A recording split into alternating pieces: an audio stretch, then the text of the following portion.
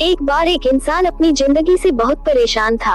वह हर समय अपने आप को कोसता रहता था कि क्या जिंदगी मिली है मुझे, क्या जीवन है, हर परेशानी मेरे साथ ही है, हर दुख मुझे ही आकर घेरता है, हर झंझट मेरे ही सर पड़ती है। एक दिन इसी तरह अपने आप को बैठा हुआ कोस रहा था कि क्या नसीब है मेरा, क्या किस्मत है मेरी, क्या जिंदगी है मेरी, कि तभी अचानक एक बाज अपने शिकार को पंजों में दबाए हुए एक पेड़ पर आकर बैठ जाता है और वहीं पर अपने उस शिकार को खाने लग जाता है। ये परेशान आदमी जब उस बाज को देखता है तो कहने लगता है कि क्या जिंदगी है इसकी, क्या जीवन जी रहा है मजे में, न इसे खाने की चिंता, न पीने की, न पहनने की और न ही परिवार की। शिकार करता है और मस्त खुली हवा में कभी इधर घूमता है, कभी उधर घूमता है, सारे दिन आसमान में उड़ता रहता है। असल जिंदगी तो यही है, जीवन तो ये जी रहा है। और फिर वह आसमान की तरफ देखकर जोर जोर से चिल्लाता है कि काश मैं भी एक बाज होता तो मुझे भी कोई दुख ना होता, मुझे भी कोई परेशानी ना होती, काश मैं भी एक बाज होता। जब वह 2 से 3 बार जोर जोर से चिल्लाता है कि काश मैं भी एक बाज होता तो मुझे भी कोई दुख ना होता, मुझे भी कोई परेशानी ना होती, तो अचानक आसमान में बिजली कड़कने लग जाती है और आसमान से आवाज आती है कि ये इंसान, क्या ये हमने सब सुना कि तू हमारी भी जिंदगी से परेशान है और तू एक बाज बनना चाहता है। तो इस आकाशवाणी को सुनकर यह इंसान हैरान रह जाता है और आसमान की तरफ देखकर कहता है कि हाँ, मैं सच में अपनी जिंदगी से बहुत परेशान हूँ, क्योंकि हर परेशानी मेरे साथ ही है, हर दुख मुझे ही है, हर तकलीफ मेरे साथ है। तो आसमान से फिर आवाज आती है, इंसान एक बार फिर सोच ले, हमने तुझे बड़ी प्यारी जिंदगी दी है, लेकिन अगर फिर भी तू चाहता है कि हम तुझे बाज बना दे तो हम तुझे बाज बना देंगे, लेकिन अगर एक बार हमने तुझे बाज बना दिया तो फिर हम तुझे बाज से इंसान दोबारा नहीं बनाएंगे। तो यह आदमी तुरंत जवाब देता है कि मैंने अच्छी तरह से सोच लिया है कि मुझे बाज ही बनना है, और एक बार बाज बनने के बाद मैं दोबारा कभी नहीं कहूँगा कि मुझे इंसान बनना है। तभी ऊपर से आवाज आती है कि जैसी तुम्हारी इच्छा, और वह इंसान बाज बन जाता है। बाज बनते ही वह इंसान खुली हवा में उड़ने लगता है, कभी उड़ता हुआ इधर चला जाता है, कभी उड़ता हुआ उधर चला जाता है और सोचता है क्या मजे की जिंदगी है। असल जिंदगी तो यही है, न कोई चिंता, न कोई परेशानी, न कोई डर, वह सारा दिन ऊंचे आसमान में उड़ता रहता है। 2-3 मिनट पंख मरता है, उसके बाद पंख मारना बंद कर देता है और लंबे समय तक हवा में तैरता रहता है। इसी तरह हवा में तैरते हुए शाम का समय नजदीक आ जाता है तो वो सोचता है कि मेरे पास रहने का एक ठिकाना भी होना चाहिए, मेरा अपना एक घर होना चाहिए जहां मैं रात में आराम कर सकूं। तो ये सोचकर वो छोटी छोटी लकड़ियां इकट्ठा करने लग जाता है और एक ऊंचे पेड़ पर अपना घोंसला बनाने लग जाता है।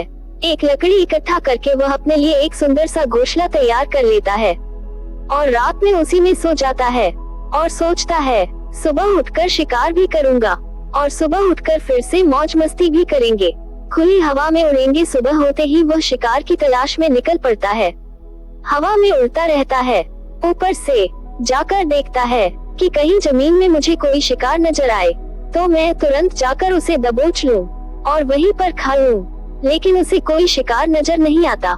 काफी समय बीत जाता है, वह लगातार ऊंचाई से शिकार को ढूंढता रहता है, लेकिन उसे कोई शिकार नहीं मिलता। फिर पास ही ये जंगल होता है, यह उस जंगल में चला जाता है, ये सोचकर कि शायद वहाँ कोई अच्छा सा शिकार मेरे हाथ आ जाए। इस जंगल के ऊपर उठकर शिकार को ढूंढता रहता है, जंगल के अंदर जाकर भी शिकार को ढूंढता है, लेकिन इसे वहाँ भी कोई शिकार नहीं मिलता। शाम का समय नजदीक आ जाता है तो मायूस होकर वापस अपने घोंसले की तरफ लौट रहा होता है कि रास्ते पर थककर एक पेड़ के ऊपर बैठ जाता है। जब यह उस पेड़ के ऊपर बैठा होता है तो उसकी नजर एक बीमार चिड़िया पर पड़ती है जो कि घायल अवस्था में होती है। ये तुरंत जाकर उसे दबोच लेता है, उसके पंख निकालकर अलग कर देता है और उसे खा जाता है। उस चिड़िया को खाने के बाद वह अपने घोंसले की तरफ उड़ जाता है और रास्ते में सोचता है कि चलो बीमार चिड़िया ही सही, लेकिन कुछ तो खाने को मिला।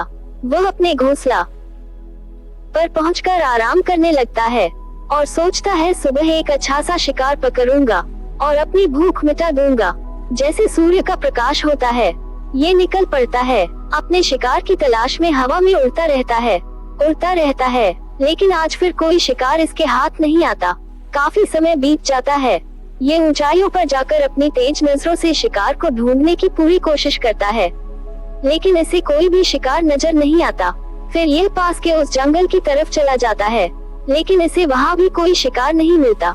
इसी प्रकार पूरे दिन उड़ते उड़ते शाम का समय नजदीक आ जाता है, तो यह निराश होकर वापस लौटने लगता है और रास्ते में एक पेड़ पर आकर बैठ जाता है। सोचता है शायद आज फिर कोई बीमार चिड़िया मेरा इंतजार कर रही हो, लेकिन हर बार किस्मत मेहरबान थोड़ी होती है। आज इसे कोई बीमार चिड़िया नहीं मिलती है। ये थक हार कर वापस अपने घोंसले की तरफ चल पड़ता है और घोंसले पर पहुंचकर भूखा प्यासा ही सो जाता है और सोचता है कल सुबह एक बड़ा सा शिकार पकड़ूंगा और आज की भूख भी मिटा दूंगा। रात को अपने घोंसले में सोया होता है, गहरी नींद में होता है कि तभी एक भयानक तूफान आता है। इस तूफान की हवा इतनी तेज होती है कि इसकी घोंसला को उड़ाकर एक जगह फेंकती है और इसे कहीं दूर दूसरी जगह फेंकती है। तो ये जहाँ पर गिरता है वहाँ नीचे एक नोकदार लकड़ी पड़ी होती है, जो इसके पंजे में गिर जाती है और इसे बुरी तरह घायल कर देती है। तूफान के रुकने के बाद बारिश शुरू हो जाती है। तेज बारिश होती रहती है और यह किसी तरह से पेड़ों के नीचे छिपकर बैठा रहता है। बड़ी मुश्किल से इसकी रात कटती है। जब सुबह होती है तो बारिश रुक जाती है। बारिश के रुकते ही चारों तरफ खुशियाँ छा जाती है, चारों तरफ हरियाली छा जाती है। नदी और झरनों तेजी से बहने लगती हैं। सब कुछ फिर पहले के जैसा हो जाता है, लेकिन ये बाज अब पहले जैसा नहीं रहा। इसका पाँव बुरी तरह घायल हो चुका है। इसके पंजे में जो लकड़ी लगी थी उसकी वजह से इसका पंजा बुरी तरह क्षत विक्षत हो गया है। और मैं आपको बता दूं कि बाज का जो पंजा होता है वह उसके शिकार को पकड़ने के लिए सबसे जरूरी होता है, क्योंकि बाज अपने पंजों से ही अपने शिकार को पकड़ता है, दबोचना है और फिर अपनी चोंच के माध्यम से नोच नोच कर खाता है। लेकिन अब इस बाज का पंजा बुरी तरह से घायल हो चुका था और वह पिछले 2 दिनों से भूखा भी था। ये शिकार की खोज में थोड़ा सा उड़ता है कि शायद फिर कहीं कोई बीमार चिड़िया इसे मिल जाए, लेकिन कहाँ बार बार कोई बीमार चिड़िया मिलने वाली थी। कुछ देर तक उड़ता है, लेकिन फिर भूख और दर्द के मारे थक कर एक पेड़ पर आकर बैठ जाता है। वह पेड़ पर आकर बैठ तो जाता है, लेकिन उसे पता नहीं था कि यहाँ एक और मुसीबत उसका इंतजार कर रही है। और वह मुसीबत ये थी कि 8-10 कौवा का एक झुंड मिलकर इसे परेशान करने लग जाते हैं। इसके ऊपर आकर इसके घाव में चोंच मारने लग जाते हैं। उन्हें भी पता चल जाता है कि यह बाज घायल है और भूख की वजह से कमजोर भी है। ये बाज उनसे बचने के लिए थोड़ा सा उड़ता है और फिर जाकर बैठ जाता है। उनसे पीछा छुड़ाने का प्रयास करता है, लेकिन वो फिर इसके पीछे आ जाते हैं।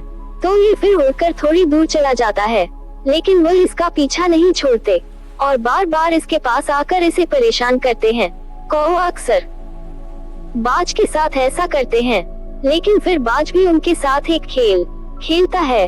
जब कौवा का झुंड बाज को परेशान करता है और उनका पीछा नहीं छोड़ता, तो बाज हवा में सीधी उड़ान भरने लग जाता है। वह तेजी से सीधा ऊपर की ओर उड़ने लग जाता है। कौवा भी उसके पीछे उड़ते हैं, लेकिन कुछ देर तक उड़ने के बाद कौवा ऐसी ऊंचाई पर पहुंच जाते हैं जहां पर उन्हें ठीक से ऑक्सीजन मिलनी बंद हो जाती है। उनका दम घुटने लग जाता है, उनकी सांस रुकने लग जाती है, तो फिर वहां से ऊपर नहीं जा पाती।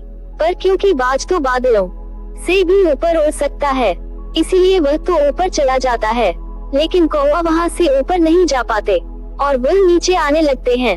तो इस तरीके से बाज उनसे अपना पीछा छुड़ा लेता है, लेकिन ऐसा करने के लिए इतनी ऊंची उड़ान भरने के लिए इस बाज के पास इतनी ताकत नहीं थी, क्योंकि यह भूखा भी था और घायल भी था। तो यह उड़ता और थोड़ी दूर जाकर बैठ जाता और कौवा फिर आकर इसे परेशान करने लग जाते।